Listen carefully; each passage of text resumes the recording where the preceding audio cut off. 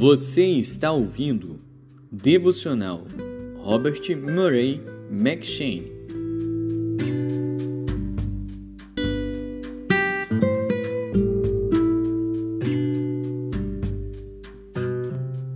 Gênesis.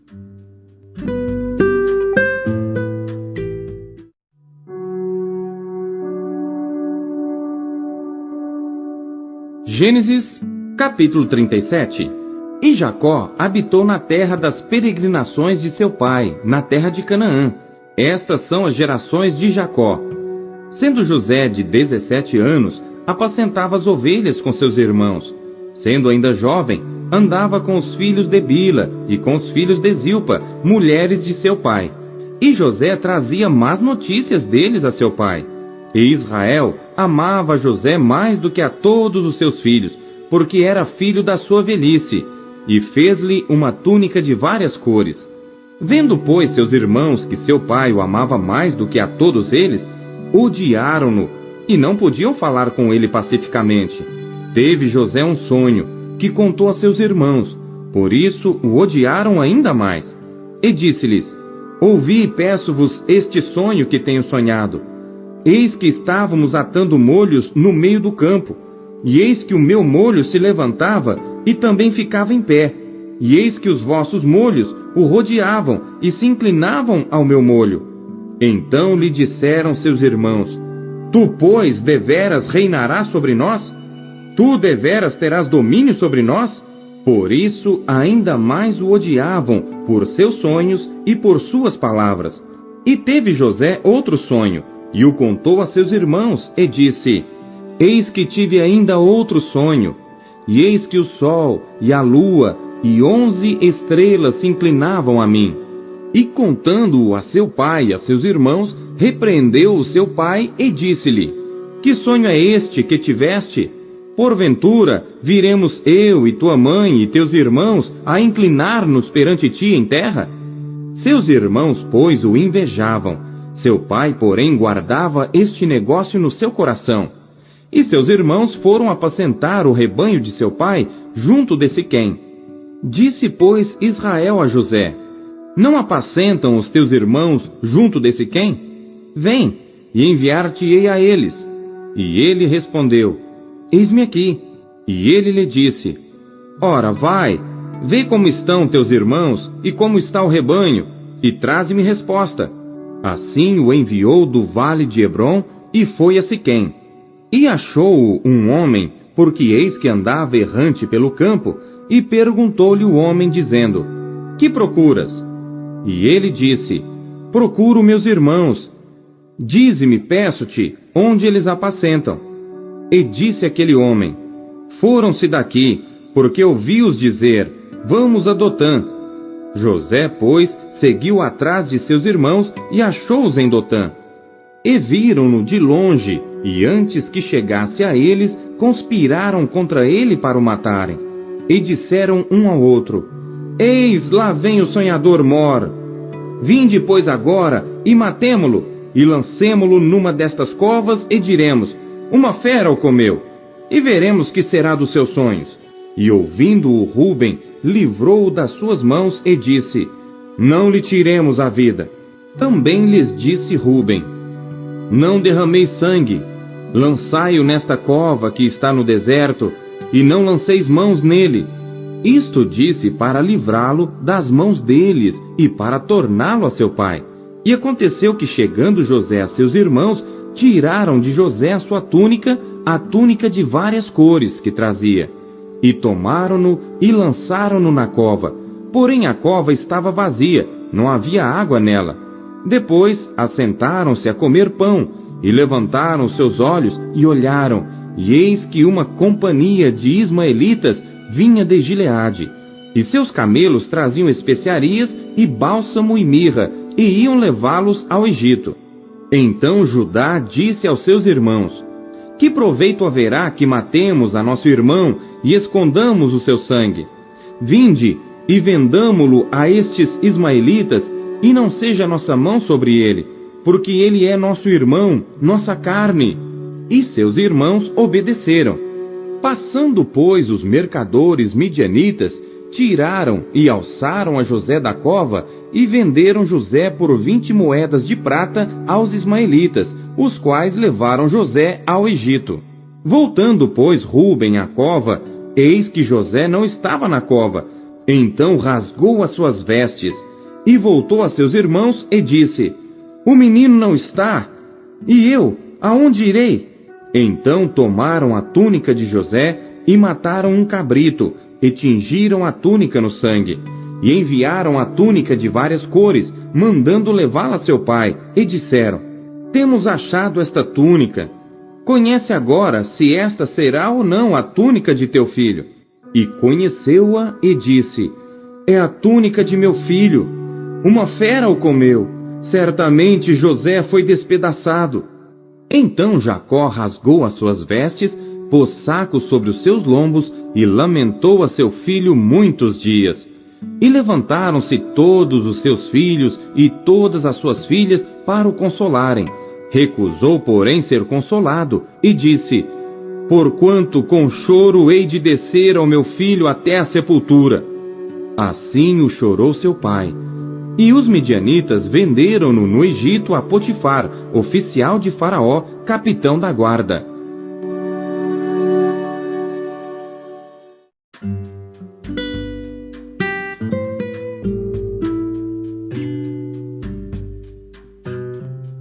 Marcos.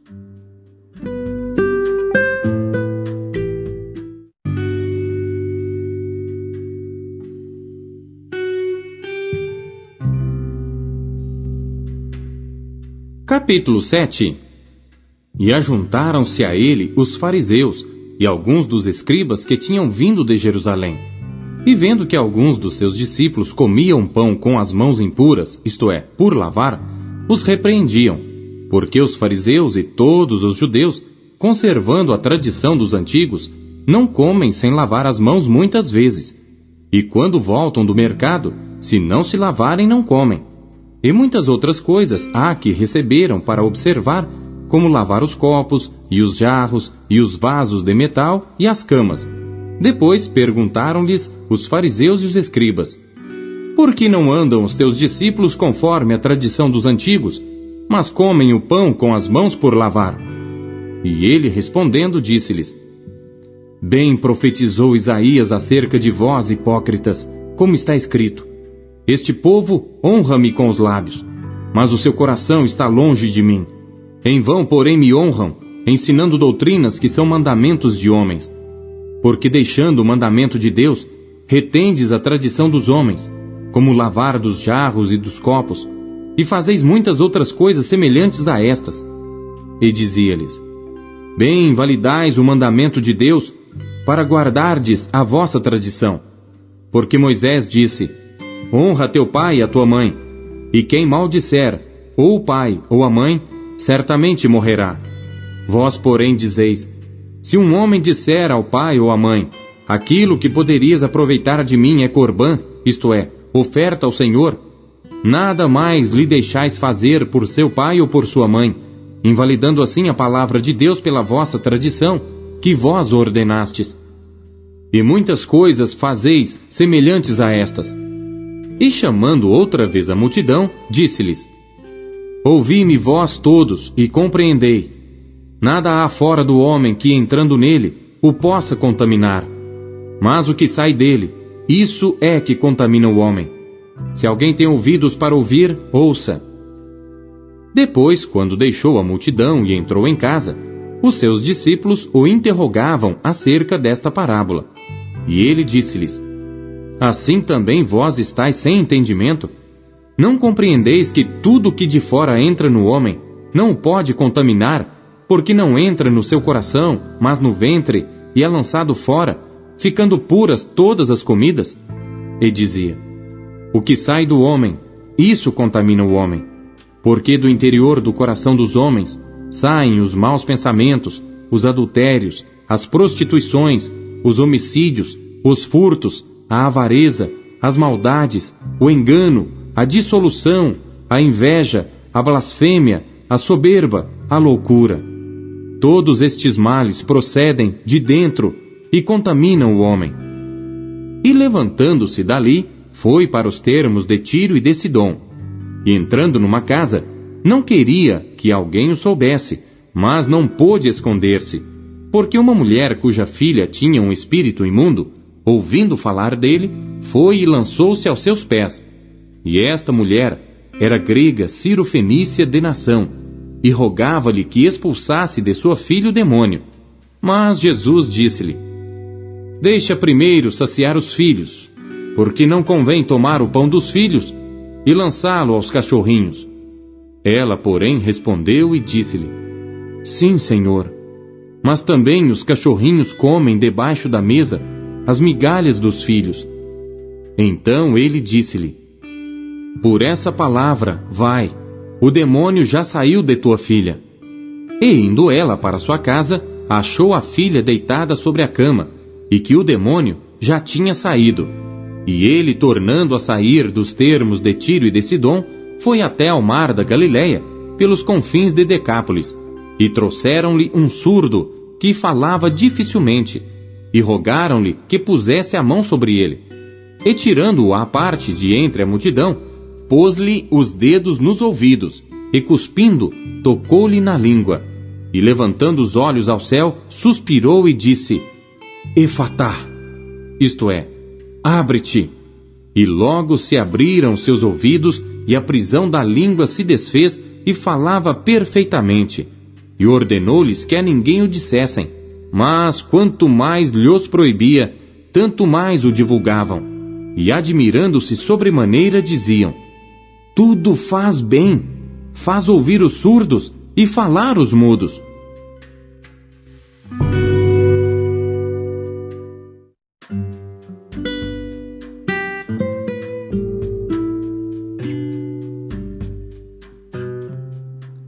Jó.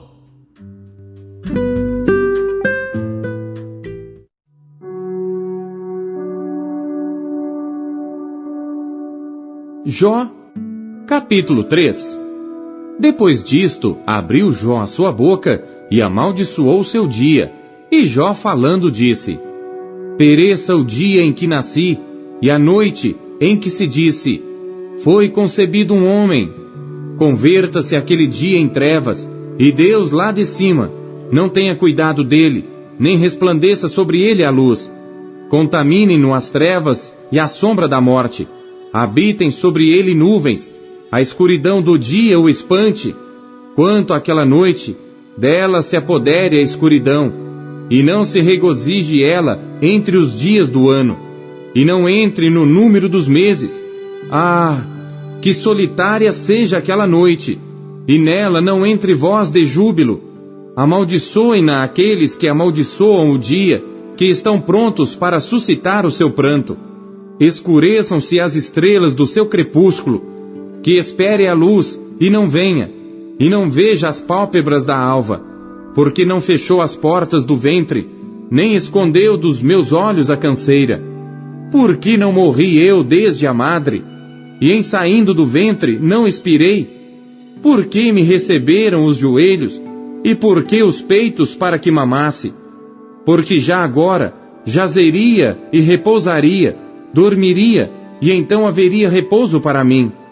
Com os reis e conselheiros da terra, que para si edificam casas nos lugares assolados, ou com os príncipes que possuem ouro, que enchem as suas casas de prata, ou como aborto oculto, não existiria, como as crianças que não viram a luz. Ali os maus cessam de perturbar, e ali repousam os cansados. Ali os presos juntamente repousam, e não ouvem a voz do exator. Ali está o pequeno e o grande, e o servo livre de seu senhor. Porque se dá luz ao miserável, e vida aos amargurados de ânimo, que esperam a morte, e ela não vem, e cavam em procura dela, mais do que de tesouros ocultos, que de alegria saltam e exultam, achando a sepultura? Porque se dá luz ao homem cujo caminho é oculto, e a quem Deus o encobriu? Porque antes do meu pão vem o meu suspiro, e os meus gemidos se derramam como água, porque aquilo que temia me sobreveio, e o que receava me aconteceu. Nunca estive tranquilo, Nem sosseguei, nem repousei, mas veio sobre mim a perturbação.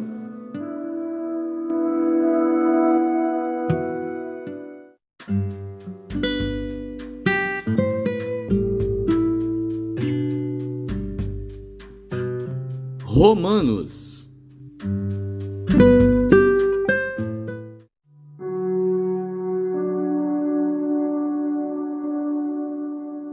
Capítulo 7. Não sabeis vós, irmãos, pois que falo aos que sabem a lei, que a lei tem domínio sobre o homem por todo o tempo que vive? Porque a mulher que está sujeita ao marido, enquanto ele viver, está-lhe ligada pela lei, mas morto o marido, está livre da lei do marido. De sorte que, vivendo o marido, será chamada adúltera se for de outro marido. Mas morto o marido, livre está da lei, e assim não será adúltera se for de outro marido. Assim, meus irmãos, também vós estáis mortos para a lei pelo corpo de Cristo, para que sejais de outro, daquele que ressuscitou dentre os mortos, a fim de que demos fruto para Deus. Porque quando estávamos na carne, as paixões dos pecados que são pela lei operavam em nossos membros para darem fruto para a morte. Mas agora temos sido libertados da lei, tendo morrido para aquilo em que estávamos retidos, para que servamos em novidade de espírito e não na velhice da letra. Que diremos, pois? É a lei pecado? De modo nenhum. Mas eu não conheci o pecado senão pela lei, porque eu não conheceria a concupiscência se a lei não dissesse, não cobiçarás. Mas o pecado, tomando ocasião pelo mandamento, operou em mim toda a concupiscência, porquanto sem a lei estava morto o pecado. E eu, em algum tempo, vivia sem lei, mas vindo o mandamento, reviveu o pecado e eu morri. E o mandamento que era para a vida, achei eu que me era para a morte. Porque o pecado, tomando ocasião pelo mandamento, me enganou e por ele me matou. E assim a lei é santa, e o mandamento santo, justo e bom.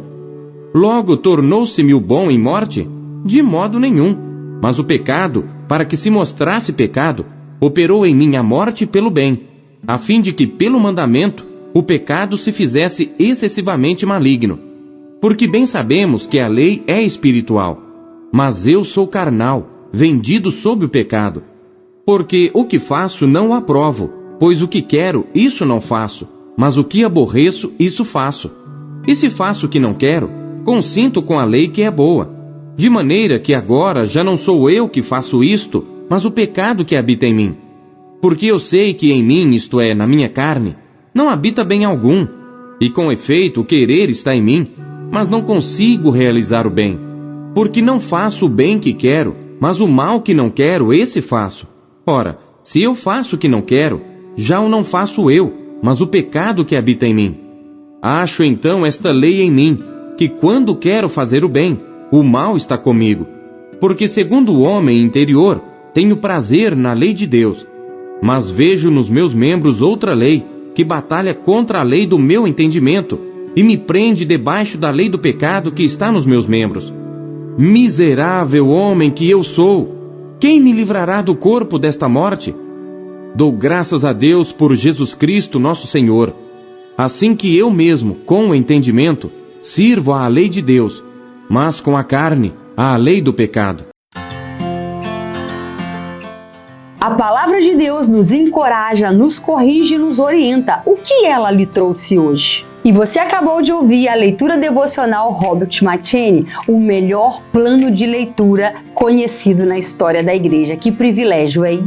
E não esqueça de dar o seu like, curtir e comentar e compartilhar esse vídeo. E você que ainda não adquiriu a sua Bíblia devocional, o melhor plano de leitura já conhecido na história da igreja, é sua oportunidade de fazê-lo agora. Acesse aqui os meios da Marcas Editora para adquirir a sua versão, a sua unidade. Nós temos em várias cores. Nessa cor caramelo maravilhosa, temos nesse lilás que está incrível, temos também nesse azul turquesa e por fim temos também essa que está chiquíssima no tom de cinza. Já acesse QR Code, meios aqui para você já ter a sua própria história com a Bíblia devocional, como milhares de pessoas estão sendo impactadas pela leitura diária do devocional Robert McCheyne.